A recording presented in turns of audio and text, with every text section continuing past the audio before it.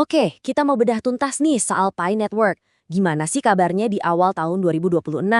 Katanya lagi ada transisi besar-besaran. Dari yang tadinya cuma ngumpulin angka, sekarang jadi ekosistem beneran. Yuk kita lihat. Langsung aja, lihat angka ini. 16 juta lebih. Wow! Tapi tunggu dulu, ini bukan cuma soal jumlah orang yang daftar loh. Angka ini punya arti yang jauh lebih penting dari itu. Betul, ini adalah jumlah pengguna yang udah berhasil menyelesaikan semua proses dan pindah ke mainnet yang aktif. Jadi, merekalah inti dari jaringan Pi yang sekarang udah beneran jalan per data Februari 2026. Oke, jadi kita bakal bahas 4 hal penting nih. Pertama, status jaringan Pi sekarang. Kedua, gimana cara mereka ngebutin proses migrasi dan KYC. Ketiga, soal bangun ekosistem yang nyata. Dan terakhir, tentunya soal harga dan strategi ke depannya. Oke, kita mulai dari yang pertama. Gimana sih kondisi Pi Network setelah mainnetnya jalan? Ini penting banget, karena ini jadi dasar dari semua obrolan kita nanti. Nah, buat yang mungkin belum terlalu paham, mainnet itu apa sih? Gampangnya gini, ini tuh blockchain yang udah live, udah beneran jalan. Disinilah semua transaksi dan aplikasi beneran terjadi.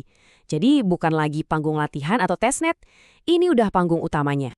Lanjut ya. Nah, salah satu tantangan terbesar Pi itu kan soal migrasi dan verifikasi pengguna. Proses ini namanya KYC atau Know Your Customer.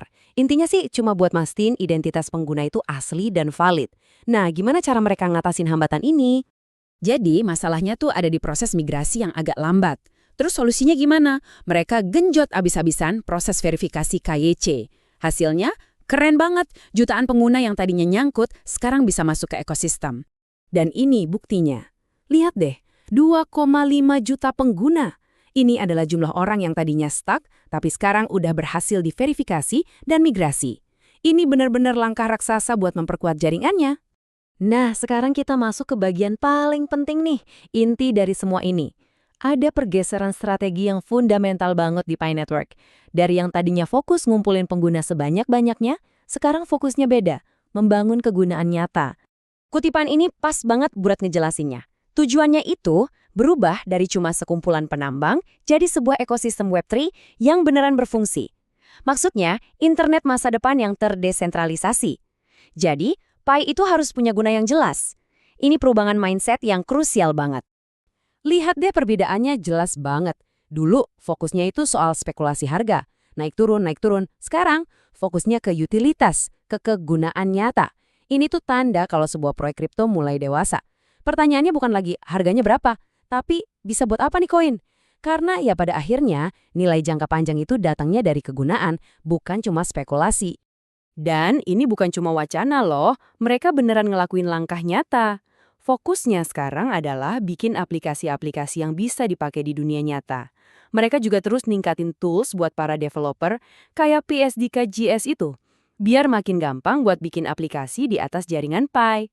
Oke, bagian terakhir, kita ngomongin soal harga, prediksi, dan gimana semua ini nyambung sama strategi baru mereka.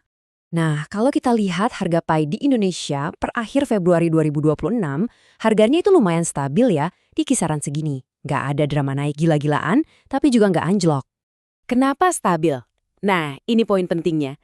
Stabilitas ini dianggap sebagai cerminan dari kegunaan yang mulai tumbuh, bukan lagi cuma spekulasi.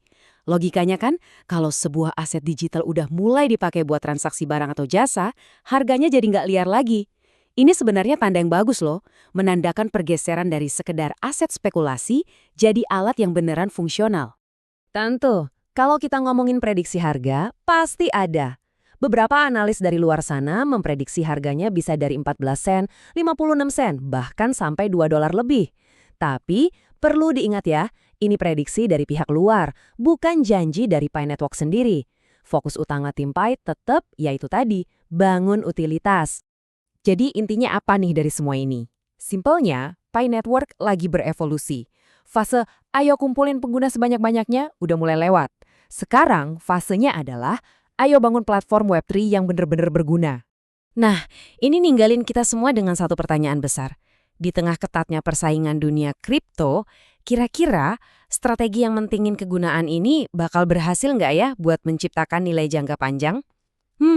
Cuma waktu yang bisa jawab.